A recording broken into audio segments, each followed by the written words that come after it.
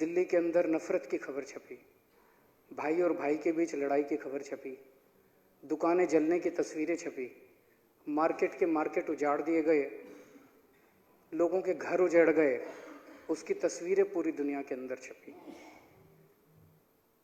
हम सब दिल्ली वालों को ये सोचना है कि हमें कौन सी तस्वीर चुननी है। ये समय बहुत नाजुक समय है और हम सब लोगों को मिलकर ये सोचना है कि हमें कौन सी तस्वीर मंजूर है। हमारा ही एक भाई हेड कांस्टेबल श्री रतन लाल शहीद हो गए। वो क्यों शहीद हुए? वो किसी हिंदू को बचाने के लिए शहीद नहीं हुए, वो किसी मुस्लिम को बचाने के लिए शहीद नहीं हुए, वो इस मुल्क को बचाने के लिए शहीद हुए, वो भारत को बचाने के लिए शहीद हुए। उन्होंने अपनी जान दे दी और कोई भी जान बहुत कीमती होती है। आज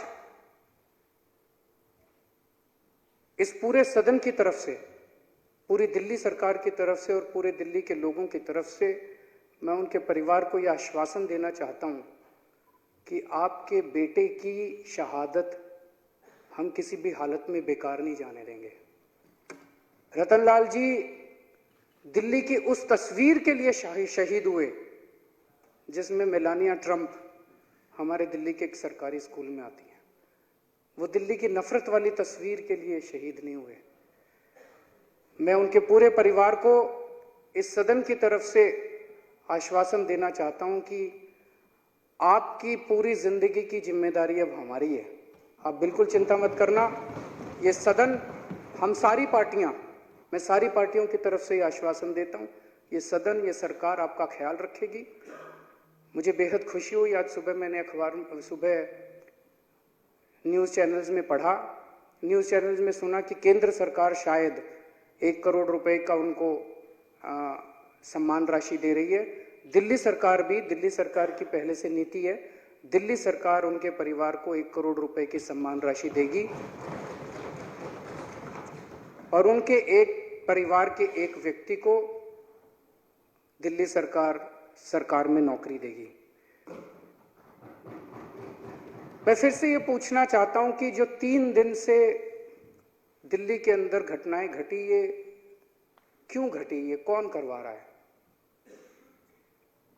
दिल्ली के लोग बहुत अच्छे हैं, दिल्ली के लोग अमन चैन पसंद हैं, दिल्ली के लोग प्यार और मोहब्बत की जिंदगी जीना चाहते हैं। दिल्ली में सभी धर्म के लोग भाईचारे से रहते हैं, कितने दशकों से, सदियों से भाईचारे से रहते आए हैं।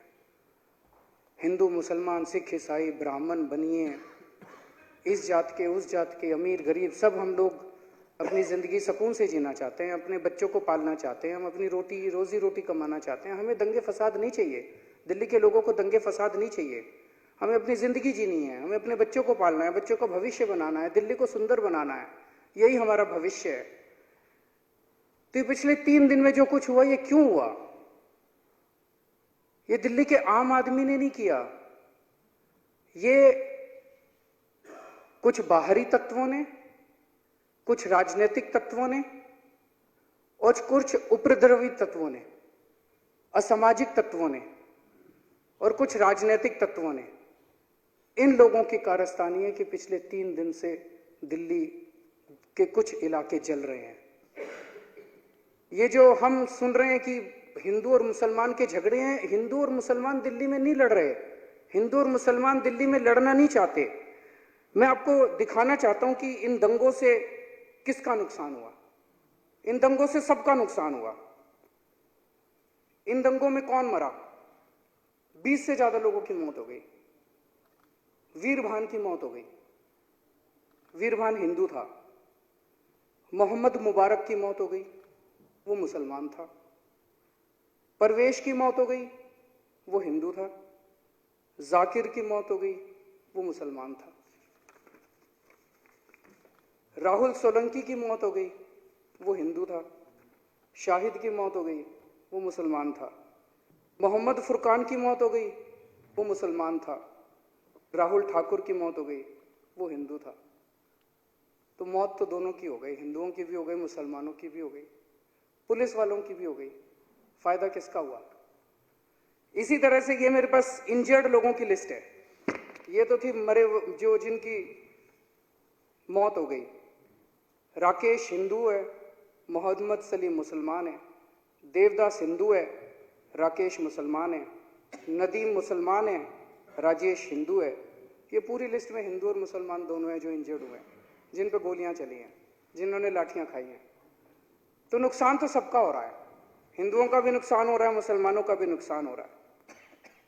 अब राहुल सोलंकी बेचारा दूध लेने के लिए घर से निकला था और उसको गोली लग गई। अब उसकी मां को जाके अगर आप कहोगे कि माताजी चिंता ना करो, हमने 10 मुसलमान मार दिए, बदला ले लिया, उसकी मां को क्या लेना देना हिंदू मुसलमान से? उसकी मां को क्या लेना देना 10 मुसलमान मार दिए कि 20 मुसलमान मार दिए? उसका तो बेटा चला गया। अब उसके घर में तो राहुल सोलंकी नहीं है, उसका बेटा तो चला गया, उसको क्या लेना देना? 10 मुसलमान मार दिए तुमने, 20 मुसलमान मार दिए। शाहिद खान रिक्शा चलाता था। अब शाहिद खान की मां के पास जाके कहो कि मां जी चिंता ना करो, हमने 10 हिंदू मार दिए, उसकी मां ने क्या लेना देना 10 हिंदू मार दिए कि 20 हिंदू मार दिए? तो नुकसान तो हमारा सबका हो गया। नुकसान तो इस दिल्ली के अंदर जीने वाला जो आम आदमी है, पिसा तो वो, और दंगा करने वाले कोई बाहर के लोग हैं, राजनीतिक लोग हैं। तो पिछले 2-3 दिन में जो हम कुछ कर सकते थे, हम सब लोगों ने मिलके कोशिश की। कल पूरी रात मैं जाग रहा था, हमारे साथी भी लगे हुए थे, कोशिश कर रहे थे, जहां जहां से फोन आ रहे थे हम लोग कोशिश कर रहे थे। जहां जहां पुलिस की मदद मिल पाई, हमने पुलिस की मदद से कई परिवारों को निकालने की कोशिश की जो फंसे हुए थे। पुलिस से भी पिछले 2-3 दिन में कई बार सहायता मिली, कई बार उनके पास फौज कम थी, संख्या कम थी। पुलिस में जैसे हमने देखा, एक हेड कांस्टेबल शहीद हो गया, एक डीसीपी हैं अमित शर्मा जी, कल मैं उनसे मिलने गया था, मैक्स हॉस्पिटल में, उनका सर फोड़ दिया, उनकी ब्रेन का ऑपरेशन हुआ है, सर्जरी हुई है, 4 घंटे तक सर्जरी चली। उन्होंने तो उनके पूरे परिवार से मिला, उनकी माताजी से मिला, उनकी बहन से मिला, उनका तो पूरा परिवार ही एक तरह से दहशत में था।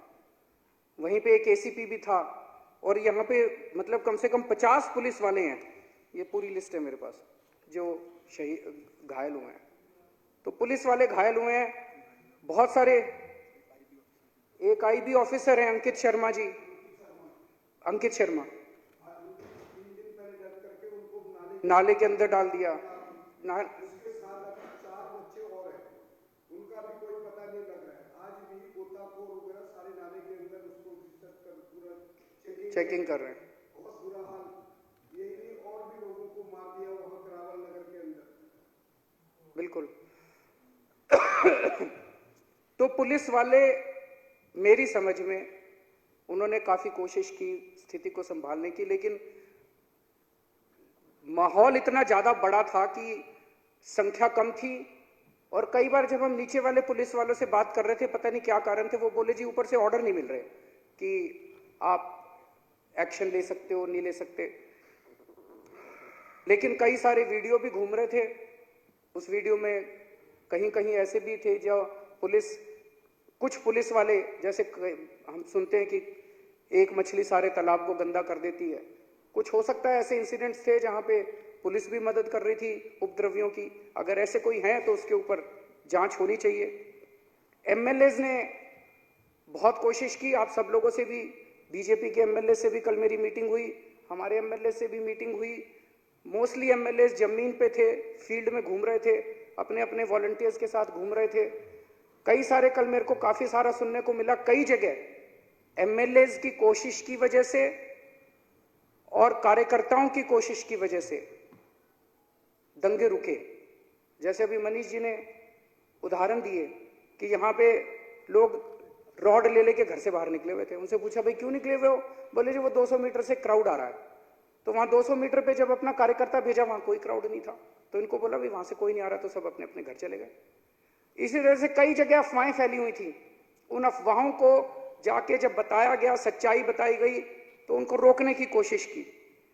फिर सभी एमएलए के जो इनपुट आए, जो कल मैंने मीटिंग की, अधिकारियों की मीटिंग की, उसको लेके गृह मंत्री जी के पास गए। गृह मंत्री जी ने ऑल पार्टी मीटिंग बुलाई। हॉस्पिटल का हम सब लोगों ने दौरा किया, मैंने भी दौरा किया, एमएलएज ने भी दौरा किया, आप लोगों ने भी दौरा किया, एलजी साहब ने भी दौरा किया, सभी पार्टी के लोगों ने दौरा किया। एम्बुलेंस जहां जहां जरूरत थी मैं खुद मॉनिटर कर रहा था। हमारे हेल्थ मिनिस्टर जो है, इनके ऑफिस से लगातार मॉनिटरिंग चल रही थी। तो जो हमारे हाथ में था वो हमने किया। लेकिन आज दिल्ली के लोगों के सामने दो विकल्प हैं। एक विकल्प तो ये है कि हम सारे एक साथ खड़े हो जाएं, हिंदू, मुसलमान, सिख, ईसाई, सारे धर्म के लोग, सारे जात के लोग एक साथ खड़े होके और अपना सुनहरा, दिल्ली का सुनहरा भविष्य बनाने की कोशिश करें। और दूसरा विकल्प यह है कि एक दूसरे को मारें और एक दूसरे कितने मार दिए, उसके कितने मार दिए और अपने कितने मार लिए, एक दूसरे की लाशें गिरने का काम करें। आधुनिक दिल्ली, विकसित दिल्ली किसी भी हालत में लाशों की नींव के ऊपर नहीं बन सकती। अगर हमें आधुनिक दिल्ली बनानी है तो ये आधुनिक दिल्ली केवल और केवल स्कूलों, अस्पतालों, सड़क, बिजली, पानी के नींव के ऊपर बनेगी। और मुझे लगता है अब समय आ गया है जब पूरी दिल्ली को मिलकर कह देना चाहिए, पूरी दिल्ली क्या पूरे देश को मिलकर कह देना चाहिए कि बस अब बहुत हो गया, अब बर्दाश्त नहीं किया जाएगा।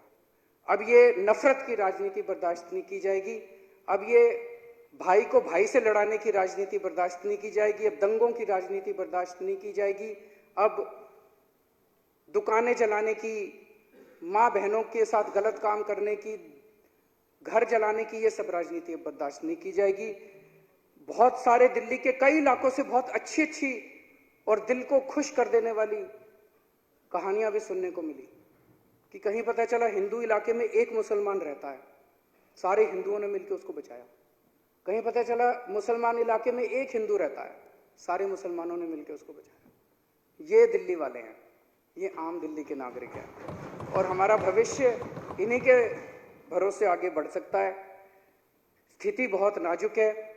आज सुबह भी मैंने होम मिनिस्टर साहब से निवेदन किया था। आज इस सदन के माध्यम से मैं फिर से उनसे अपील करना चाहता हूं कि अगर दिल्ली में स्थिति को काबू करने के लिए ज़रूरी ऐसा लगता है, आर्मी को बुलाया जाए और जितने अफेक्टेड एरियाज़ बच गए हैं, जहाँ जहाँ कर्फ्यू लग गया, बड़ी अच्छी बात है, जो बच गए हैं वहाँ पे भी कर्फ्यू लगाया जाए ताकि स्थिति जल्द से जल्द नॉर्मल हो।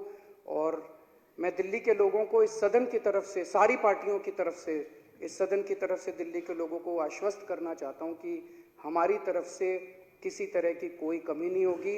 आप सब लोग अब अपना एक दूसरे के प्रति ये हिंसा छोड़िए। सब लोग अब अपने अपने घर में जाइए, अपने अपने घर में जाके अपनी ज़िंदगी दोबारा जीने की कोशिश कीजिए। और अगर बाहर से कोई बाहरी तत्व आके अगर आपकी शांति भंग करने की कोशिश करते हैं तो तुरंत पुलिस को इत्तला करके उनकी जानकारी दीजिए। बहुत बहुत शुक्रिया।